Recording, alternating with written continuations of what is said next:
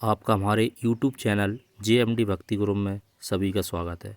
दोस्तों, आज हम यहाँ चर्चा करेंगे प्राथमिक शिक्षक भर्ती 2020 में फाइल को तैयार कैसे करें, कौन से डॉक्यूमेंट मान्य नहीं है, कौन से डॉक्यूमेंट अनिवार्य है। आप जो देख रहे हैं, मैंने पिछली वीडियो में भी बताया था कि मुझे निकाला गया है और किस कारण से निकाला गया है। फाइल आपके सामने पूरी कंप्लीट है और इसी पर विस्तार से आज पूरी चर्चा करेंगे। भुगतान रसीद कौन सी लगेगी आपको, इसलिए कल कोई प्रॉब्लम ना हो। तो वीडियो को ज़रूर पूरा देखें, अच्छा लगे तो लाइक और सब्सक्राइब ज़रूर करें। तो सबसे पहले हम देखते हैं कि लोगों में मतभेद है कि कौन से डॉक्यूमेंट नहीं लगेंगे। हम आपको स्पष्ट बता देते हैं कि वहाँ कौन सा डॉक्यूमेंट नहीं लग रहा है। आपको ज़्यादा पेज लगाने की ज़रूरत बिल्कुल नहीं है। जैसे आय प्रमाण पत्र, रोजगार, फ़ोटो, मैरिज सर्टिफिकेट और समग्र आईडी, यह बिल्कुल नहीं मांगा जा रहा है। आप निश्चिंत रहें। अगर आपको फिर भी लगता है कि कहीं लग ना जाए तो आप इनकी फ़ोटोकॉपी अपने पास रख सकते हैं, लेकिन आय, रोजगार, फ़ोटो, मैरिज सर्टिफिकेट और समग्र आईडी नहीं मांगा जा रहा है। अनिवार्य क्या है? अनिवार्य वे सभी डॉक्यूमेंट जो आपने अपलोड किए हैं, उन सभी डॉक्यूमेंट आपको ओरिजिनल ले जाना है। जैसे आधार कास्ट सर्टिफिकेट, EWS जिनका है उनको EWS, मूल निवासी, वर्ग 3 भुगतान की रसीद कौन सी है, अभी हम आपको दिखाकर बताएंगे कौन सी रसीद लगेगी। पत्रक को हिंदी में भरना है कि इंग्लिश में भरना है, अभी पूरा डिटेल में समझाएंगे। और डॉक्यूमेंट सभी डिजिटल लगेंगे कि आपने पुराने ऑफलाइन जो बनवा लिए हैं कि अब वो मान्य हो रहे हैं।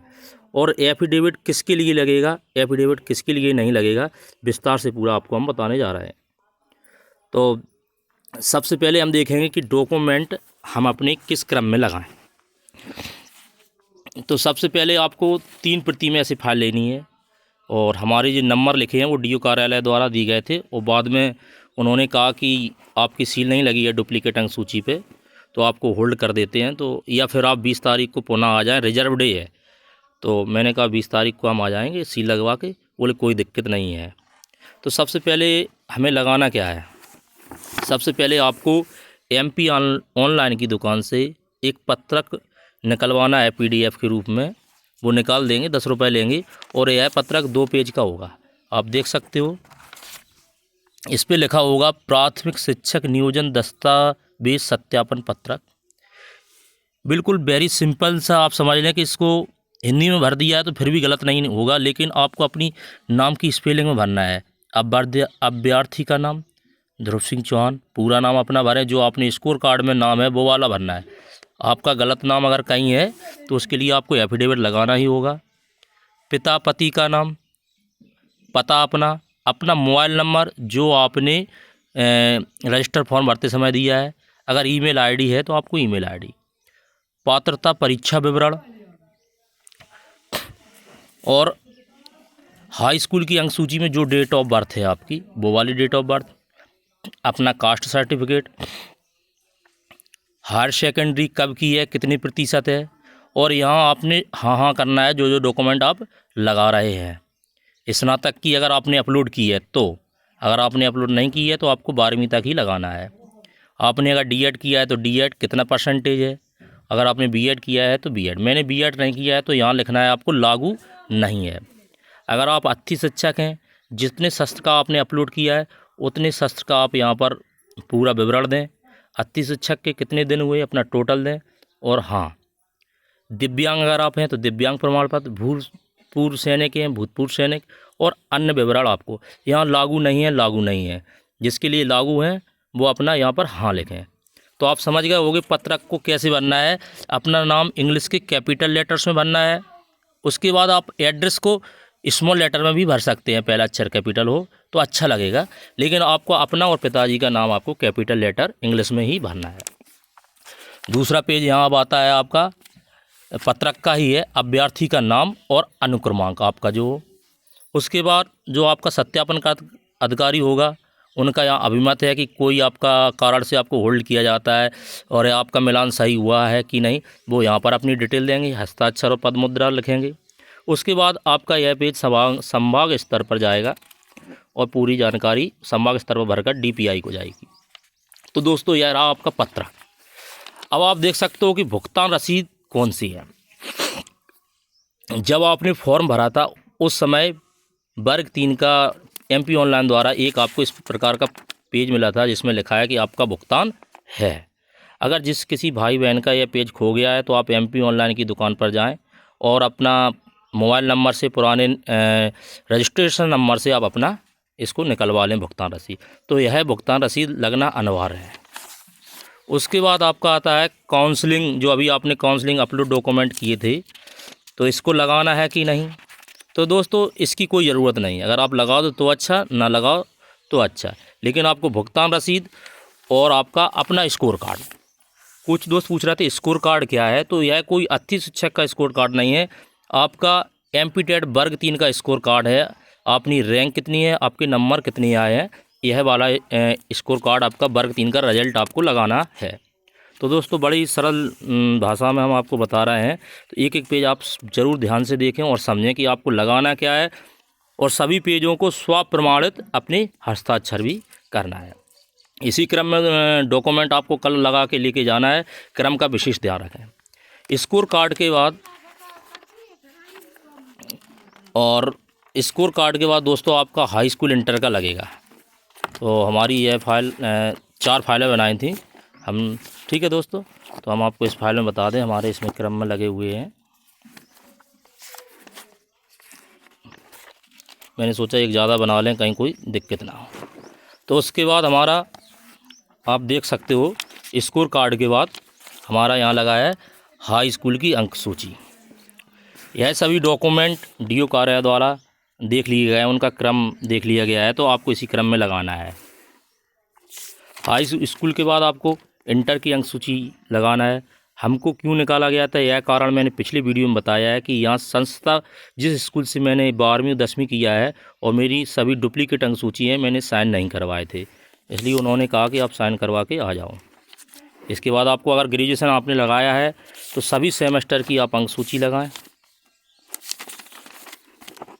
और इसके बाद आप अपना D.Ed B.Ed का पूरा विवरण दें।